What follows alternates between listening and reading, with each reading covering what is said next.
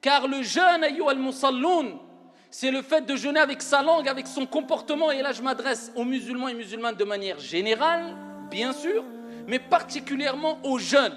Et permettez-moi de dire, et particulièrement aux jeunes musulmans qui vivent et qui passent les nuits du Ramadan dehors dans certaines cités de France et d'ailleurs. Alors, je ne dis pas que dans toutes les cités, il n'y a que des musulmans, loin de là. Mais je fais un constat qui est réel, qui est que beaucoup de jeunes musulmans dans des cités, même s'ils sont loin des pratiques religieuses, wallahi, au fond d'eux, dans le plus profond de leur cœur, la plupart d'entre eux ont un amour ardent vis-à-vis de leur Seigneur, tabaraka wa ta'ala, et du prophète Mohammed alayhi afdalus salati wa askat taslim.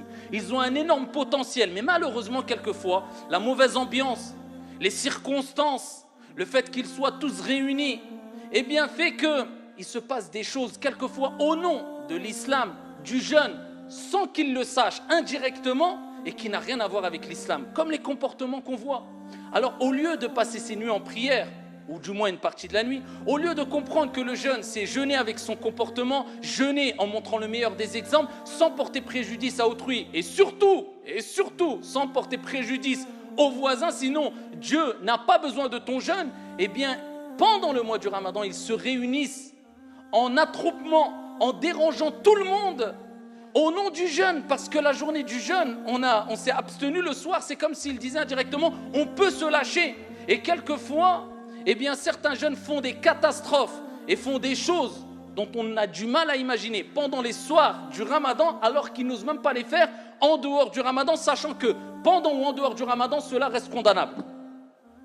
Ont-ils oublié que le prophète alayhi afdalus salati wa askat taslim, dans le hadith rapporté par Muslim, a dit à 3 reprises, et avant tout je m'adresse à ceux qui disent « Oh, cela parle toujours des voisins, il n'y a pas d'autre sujet. » Si tu dis cela, tu n'as rien compris à la religion, reprends tout à zéro.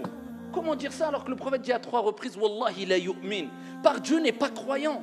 Par Dieu il jure. Wallah, imagine-toi le prophète de l'islam jure à 3 reprises. Ils ont dit « Qui est au messager de Dieu ?»« Man la ya'manu jaruhu bawa'iqa » Celui qui ne préserve pas son voisin de son propre mal.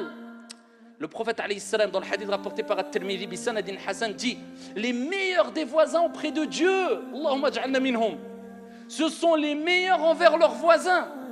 Le prophète alayhi afdalus salati wa askat taslim fi sahih, il dit ma zala Jibril yusini bil jar hatta dhanantu annahu sayuwarrithu.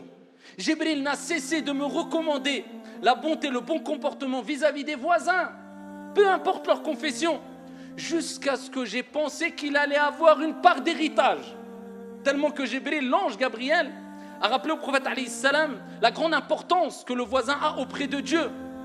Plus que cela, Al-Hasan al-Basri, rahimahullah ta'ala, il dit Husnul jiwar laysa kaffa al-adha wa innama husnul jiwar ihtimalu al-adha. Où sommes-nous par rapport à ces paroles, billahi alaykum? Il dit Al-Hasan al-Basri, ce grand tabi'i qui a vécu ici à l'époque du calife de Omar ibn al-Khattab radiyallahu anhu arda, le bon voisin, ce n'est pas celui qui va préserver son voisin de son propre mal, qui va éviter de causer des torts à son voisin. Alors imaginez-vous, que dire? Des gens qui portent préjudice à leur voisin alors que lui il dit, ça ne se limite pas à ça. Il dit, le bon voisinage, le bon voisin, celui qui a compris cela, c'est de supporter les méfaits de son voisin. Où sommes-nous par rapport à ces paroles-là? Des personnes ne supportent même pas, c'est eux qui portent préjudice à leurs voisins.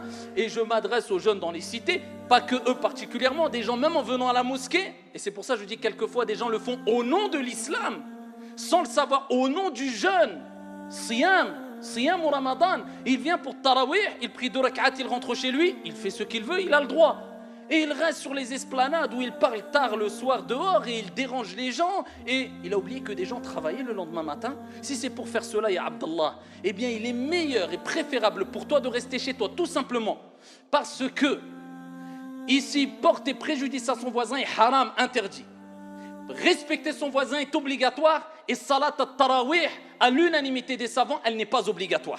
Donc si tu fais devancer une chose surérogatoire pour tomber dans une chose haram interdite et délaisser quelque chose d'obligatoire, eh bien c'est que tu n'as rien compris à la religion, ya Abdallah.